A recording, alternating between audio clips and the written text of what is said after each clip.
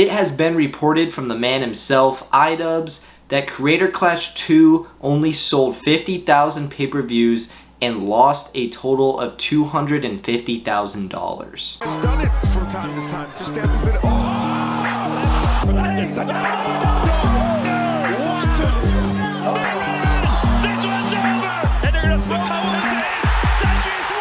From the United Kingdom, the Nightmare.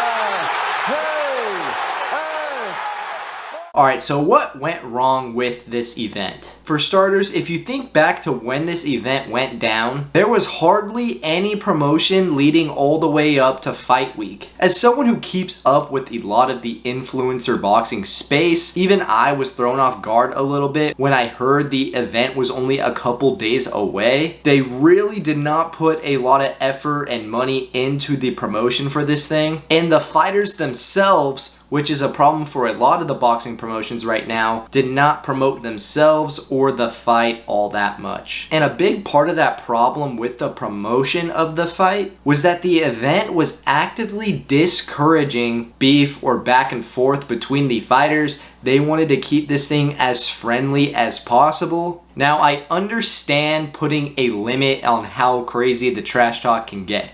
I get it, it makes sense. But to completely try to just get rid of it altogether, keeping everyone happy 24/7 with no tension or buildup of the fighters, it led to there being no storylines in this event. And that's one of the main things people want to see in influencer boxing. Think back to the most hyped fights in this space, taking it all the way back to KSI versus Logan Paul. The reason that fight was so huge, or one of the main reasons, was the storyline between KSI and Logan Paul. There was genuine beef there, the back and forth was constant, and it made people want to watch the fight. Those are always going to be the most important fights, the fights the people are most interested in.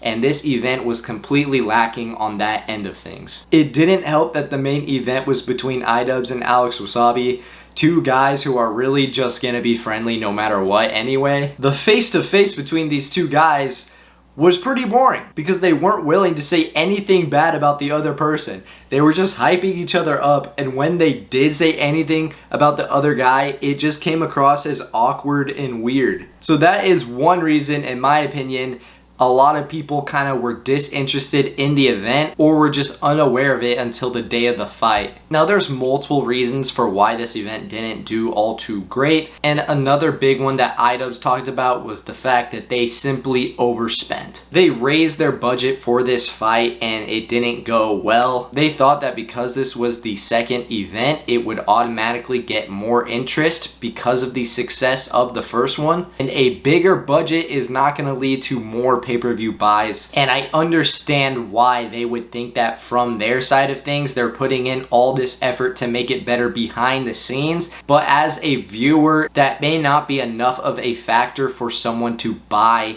the pay-per-view. They also added some more fights to this card, thinking that was going to mean more pay-per-view sales.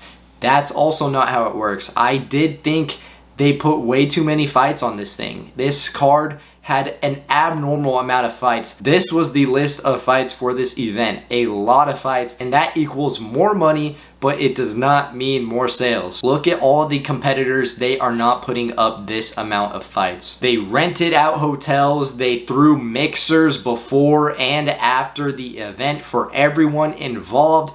All these factors lead to more money, and a lot of them were unnecessary. For only a promotion second event, these things should have been postponed for future events, as it takes a lot to get a company going. We have seen this through other companies. We know a couple other companies are struggling right now. And it's not like they have all this experience running big events. They are new to this thing, and mistakes are going to be made, and it has shown. Now, one of the biggest reasons this thing flopped, especially from the pay-per-view numbers, was the amount of illegal streams. iDubbbz said that they really didn't do anything in preparation to stop these streams in any capacity. And I understand that there's no way you can stop all of these streams from happening. Not even the biggest fight promotions can do that. But if they were to put more attention into it, they definitely would have had some success in stopping a portion of it, which I do think would have helped the pay-per-view numbers at least a little bit. That part definitely does suck for them. It is one of the biggest problems in combat sports in general, and it's probably something they should have spent more time focusing on, giving it their attention. And this all sucks because the fights themselves were actually really entertaining. I enjoyed the event a lot. A lot of good came out of it. I thought it was fun to watch a lot of new faces enter the scene. Some of my favorite fights to watch were the Myth fight in the main event between iDubbbz and Alex Wassabi. It also featured probably my favorite women's fight in all of YouTube boxing between Andrea Botez and Michelle Khare. So a lot of good came out of this event. It was very entertaining at the end of the day. It sucks that this happened.